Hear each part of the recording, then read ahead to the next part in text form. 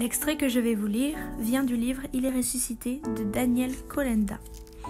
Il traite de la question « Pourquoi la résurrection est-elle importante ?» Il s'agit de la deuxième partie du livre. La résurrection de Jésus fut un événement très important dans l'histoire. Dans le monde chrétien, nous entendons plus parler de la croix en elle-même que du tombeau vide.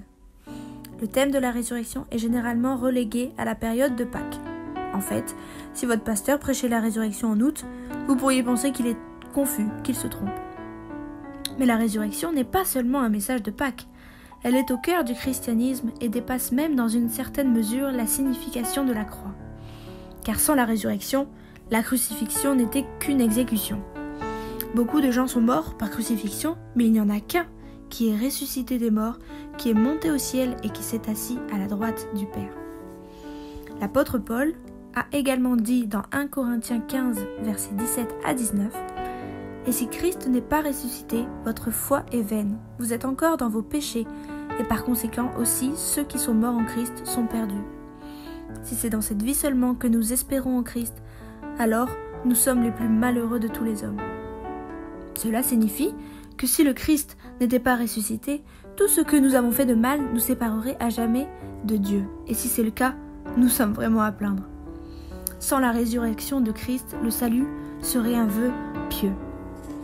Remarquez que Paul n'écrit pas que sans la résurrection de Jésus, le christianisme serait toujours une bonne religion qui ferait de chacun de vous une meilleure personne, vous donnerait de bonnes valeurs et rendrait votre vie un peu plus vivable sur cette terre. Il n'a pas dit cela. Il a dit que si Jésus n'était pas ressuscité d'entre les morts, alors tout le reste serait un mensonge. Tout ce que nous faisons n'aurait aucune valeur et ceux qui croient en Jésus seraient les plus grands insensés du monde. Certains érudits ou même certains prédicateurs essayent de paraître rationnels ou intelligents en disant que peut-être la résurrection n'était ni littérale ni physique. Peut-être était-elle une métaphore de quelque chose ou s'agissait-il simplement d'une résurrection spirituelle.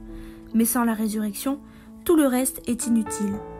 Si Jésus n'est pas revenu d'entre les morts, alors il n'était pas vraiment celui qu'il prétendait être, et sans la résurrection, il ne peut rien faire pour nous. Il ne peut ni nous bénir, ni nous sauver, ni nous pardonner, ni effacer nos péchés et ni nous guérir. S'il n'est pas ressuscité des morts, alors il n'est juste qu'un autre mort.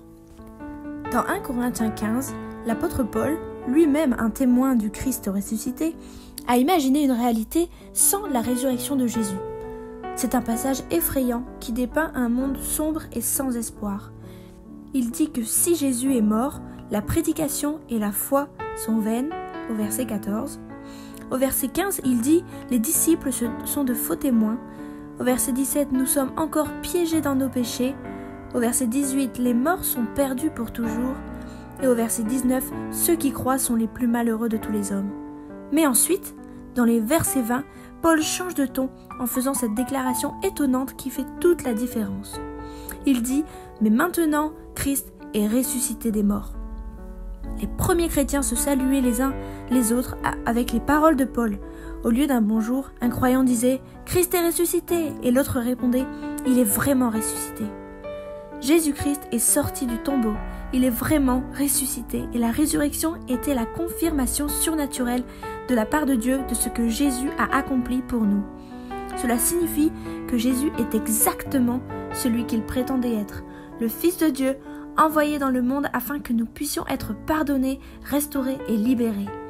La résurrection signifie que Dieu a accepté la mort de Jésus à notre place sur la croix. Cela veut dire que Jésus a finalement vaincu le péché, la mort, l'enfer et le tombeau. Parce que la mort ne pouvait le retenir, parce que le péché n'avait aucun pouvoir sur lui et parce que Jésus est vivant, nous avons une grande espérance en lui. La Bible dit « Béni soit Dieu, le Père de notre Seigneur Jésus-Christ, qui selon sa grande miséricorde nous a régénérés pour une espérance vivante par la résurrection de Jésus-Christ d'entre les morts » dans 1 Pierre 1, verset 3. Et cette espérance est une encre de l'âme. Hébreux 6, verset 19.